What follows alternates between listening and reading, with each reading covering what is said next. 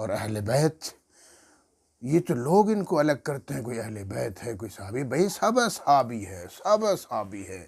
اللہ کے رسول صلی اللہ علیہ وسلم کی ازواج مطہرات پر جان قربان، اللہ کے رسول صلی اللہ تعالی وسلم کے داماد حضرت عثمان ہوں چاہے حضرت علی ہوں، ان پر جان قربان، حضرت نبی پاک صلی اللہ علیہ وسلم کے نواسہ حضرات حسنین کریمین، یا جناب آپ صلی اللہ علیہ وسلم کی بیٹیاں، 4 بیٹیاں، زینب، رقیہ، ام کلثوم، فاطمہ، سب کے جوتوں کی دھول پر ہم قربان۔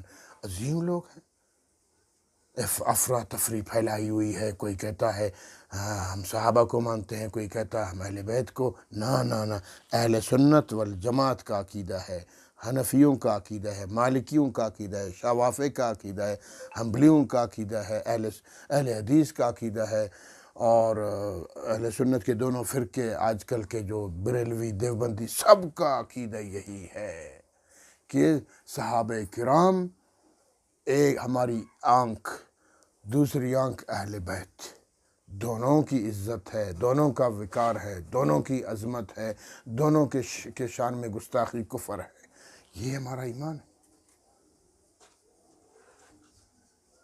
آج جناب اہل سنت بن کر کچھ رافضی لوگ مارکیٹ میں آ گئے ہیں۔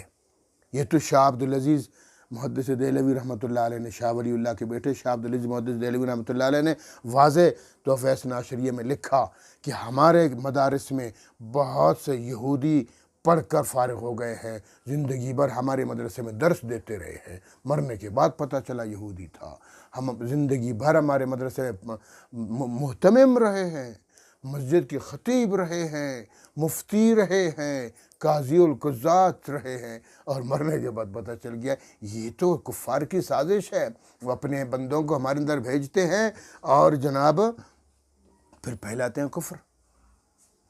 تو آج دنیا میں جناب، آج خاص کر میں 4 کا نام لیتا ہوں، یہ جاوید احمد غامدی ہو گیا، یہ انجینئر مرزا علی مرزا ہو گیا، یہ ابھی ایک اور نیا مفتی آیا ہے ہمدرد، یہ ان کا رافضیوں کا ہمدرد، نام بھی اس نے اپنا یہی رکھا ہے، ہمدرد، رافضیوں کا ہمدرد، ٹھیک ہے۔ اور اسی طرح جناب وہ ایک عدیم ہے، عدیم تو عربی میں کہتے ہیں نہ ہونے کو، عدیم و عدم نہ ہونا، وہ تو ہے، وہ اپنا نہ ہونا کیسے نام رکھا ہے، وہ عدیم بے غیرت بھی، اللہ معاف فرمائے نے گالی دیتی، ٹھیک ہے ہی منافق ہے یہ سارے، تو لہٰذا بالکل غلط بات ہے، اہل سنت یہ نہیں ہے لوگ۔ 1000 دفعہ یہ ہمدرد اپنے آپ کو اہل سنت کہے کہ میں اہل سنت کے مدرسے میں پڑھا ہوں، پڑھو، یہودی بھی تو پڑھتے رہے ہیں منافقانہ طور پر، تو بھی منافق ہے۔ کبھی چھیڑتا ہے جناب سیدنا علی المرتضیٰ رضی اللہ عنہ کی افضلیت، ایک اور یاسین ہے، یاسین نام سے، وہ بھی کہتا ہے اپنے آپ کو اہل سنت، نہیں ہے اہل سنت۔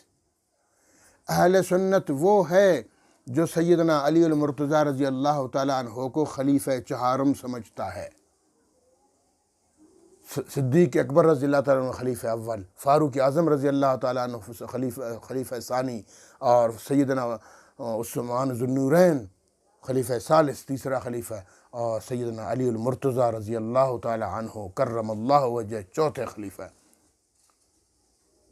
یہ اہل سنت والجماعت کا مکمل عقیدہ ہے، اس وقت سے لے کر آج تک تمام تابعین، تبع تابعین، اجماع امت ہے اس پر، ابھی جناب شروع ہو گئے افضلیت، سیدنا صدیق اکبر رضی اللہ عنہ کا مقابلہ کوئی نہیں کر سکتا، افضل البشر بعد الانبیاء، نبیوں کے بعد پوری دنیا میں جو سب سے بڑی ہستی ہیں وہ سیدنا ابو بکر صدیق رضی اللہ تعالیٰ عنہ۔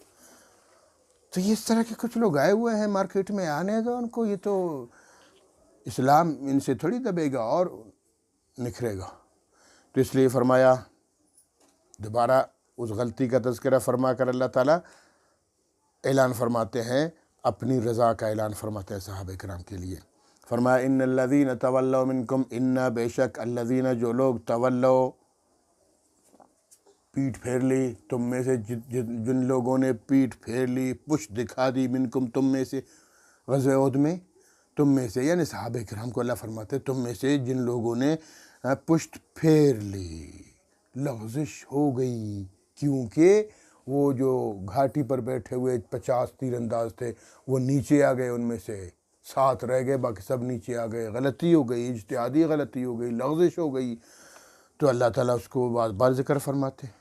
تو اس وجہ سے پھر کفار نے ان کو بھی شہید کر دیا، پھر اوپر چڑھ گئے پہاڑ پر، اب مسلمان نیچے ہیں، تو اس دوران 70 صحابہ کرام شہید ہو گئے۔ پھر مسلمانوں کے پاؤں کھڑ گئے، کچھ ادھر ادھر دوڑنے لگے، پھر اللہ کے رسول صلی اللہ علیہ وسلم کی شہادت کی افواہ پھیلی، تو یہ خبر تو صحابہ کرام پر طوفان کی طرح گر پڑی، اور جناب وہ ہوش و حواس کھو بیٹھے کہ اللہ کے رسول دنیا میں نہیں رہے۔ تو بس یہ باتیں ہو گئی۔ اس دوران تو کچھ لوگ ادھر ادھر گھومے اور پھرنے اور بھاگنے لگ گئے، تو اس لیے اللہ اس کا ذکر فرماتے ہیں، ان الذین تولوا منکم، یقیناً جن لوگوں نے تولو پشت دکھا دی، پیٹھ دکھا دی، منکم تم میں سے، کب؟ یوم التقى الجمعان، یومن اس دن التقا ملاقات ہوئی، الجمعان دونوں جماعتوں کی، حق اور باطل کی، صحابہ کرام بشمول محمد الرسول اللہ صلی اللہ علیہ وسلم، اور ادھر سے کفار کی۔ ہاں، جب یہ دونوں جماعتیں مل گئیں، اور تم میں سے مسلمانوں صحابہ کرام تم میں سے کچھ لوگوں نے پشت دکھا دی۔ کیوں پشت دکھا دی؟ انما استزلهم الشیطان، کیونکہ ان کو ورغلایا شیطان نے، بہکایا شیطان نے۔ شیطان تو بہکا سکتا ہے نا، انبیاء شیطان سے پاک ہے، انبیاء کرام کو شیطان نہیں بہکا سکتا، نہیں ورغلا سکتا۔ ہاں البتہ صحابہ کرام ہیں، وہ اگر معصوم نہیں ہے انبیاء کی طرح، محفوظ ضرور ہے۔ محفوظ کا مطلب یہ، معصوم کا مطلب یہ ہے کہ وہ گناہ کر ہی نہیں سکتا۔ تو کوئی بھی انبیاء، کسی بھی نبی نے گناہ نہیں کیا، گناہ سے پاک صاف۔ اور جو صحابہ کرام ہیں وہ محفوظ ہیں۔ محفوظ کا مطلب یہ ہے گناہ کر سکتے ہیں، کرتے نہیں ہیں۔ اگر خدا نخواستہ کسی صحابہ سے کوئی غلطی ہو گئی، کوئی گناہ کر بیٹھا، گناہ کبیرہ وہ بہت سی روایت میں کر چکے، لیکن فوراً توبہ طائب ہو کر اپنے آپ کو پیش کرتے رہے۔ ایک صحابہ سے تو زنا ہو گیا، لیکن وہ تھوڑے ہی وہ آخرت کی سزا برداشت کر سکتے ہیں، ہماری طرح اللہ معاف فرمائے۔ ہم تو کہتے ہیں آخرت آئے گی دیکھا جائے گا، اس طرح کفریہ الفاظ ہم بکتے ہیں۔ وہ ایسے نہیں تھے، اگر ان سے غلطی ہو سکتی وہ فوراً اللہ کے رسول کے پاس جاتے تھے۔ وہ صحابی گئے، اللہ کے رسول کے پاس گئے، اور حضور صلی اللہ علیہ وسلم سے عرض کیا، اللہ کے رسول مجھ سے غلطی ہو گئی، میں مجھ سے زنا ہو گیا، مجھے پاک کر دیجئے۔ اللہ کے رسول صلی اللہ علیہ وسلم نے منہ اس طرف پھیر لیا، اس طرف سے آ گئے، پھر عرض کی، اللہ کے رسول مجھے پاک کر دیجئے۔ پھر اللہ کے رسول نے اس طرف منہ پھیر لیا، اس طرف سے آ گئے، پیچھے موڑ لیا، اس طرف بھی آ گئے۔ 4 دفعہ اللہ کے رسول نے اسے گواہی لی، یہ گواہی تھی نا۔ پھر آپ صلی اللہ علیہ وسلم نے فرمایا شادی شدہ؟ اس نے کہا شادی شدہ ہو۔ شادی شدہ کی سزا کیا ہے؟ سنگسار ہے۔ صحابہ کرام سے فرمایا جا کر اس صحابی کو سنگسار کر دو۔ جب لے گئے سنگسار کر دیا۔ واپسی پھر صحابہ کرام آ گئے تو ایک صحابی مسکرا رہے تھے اور کہہ رہے تھے کہ جب پتھر مار رہے تھے تو وہ چیخ اٹھتے تھے، وہ بھاگتے تھے ادھر، اس پر مجھے ہنسی آئی۔ اللہ کے رسول صلی اللہ تعالی وسلم ناراض ہو گئے۔ آپ صلی اللہ علیہ وسلم کا چہرہ مقدس متغیر ہو گیا۔ فرمایا تو ہنستا ہے؟ اس شخص پر ہنستا ہے جس نے اپنی عزت خاک میں ملا دی، سب کے سامنے اعتراف کر لیا۔ خوف خدا اتنا زیادہ تھا اس بندے میں کہ اس نے سب کے سامنے اپنی بے عزتی برداشت کر لی، لیکن اس نے گناہ برداشت نہیں کیا، کہا مجھے پاک کر دیجیے، اور پاکی اللہ نے یہی رکھی ہے کہ اس کو سنگسار کیا جائے۔ حضور نے پھر آگے فرمایا کہ اگر اس کے ایمان کو پوری امت پہ تقسیم کر دو، سب کی نجات کے لیے کافی ہے۔ یہ تھے صحابہ کرام کہ وہ غلطی ہوتی تھی تو غلطی کا ازالہ کرتے تھے فوراً۔ تو اس لیے تو وہ محفوظ ہے گناہ سے، گناہ کرنے کے بعد وہ گناہ پہ ڈٹتے نہیں تھے، وہ فوراً توبہ طائب ہوتے تھے۔ اور ہم تو اللہ معاف فرمائے گناہ کرتے ہیں، پھر گناہ پر فخر بھی کرتے ہیں، لا حول ولا قوت الا باللہ۔ تو اس لیے اللہ فرماتے ہیں کہ جس دن یہ غزوہ احد کے دن کچھ صحابہ سے لغزش ہوئی، غلطی ہوئی، گناہ ہوا، پھر جناب وہ ادھر ادھر بھاگنے لگ گئے، جہاد چھوڑ کے پشت دکھائی، تو فرمایا انما استزلهم الشیطان، تو شیطان نے ان کو ورغلایا، شیطان نے ان کو پھسلایا، شیطان نے ان کو بہکایا۔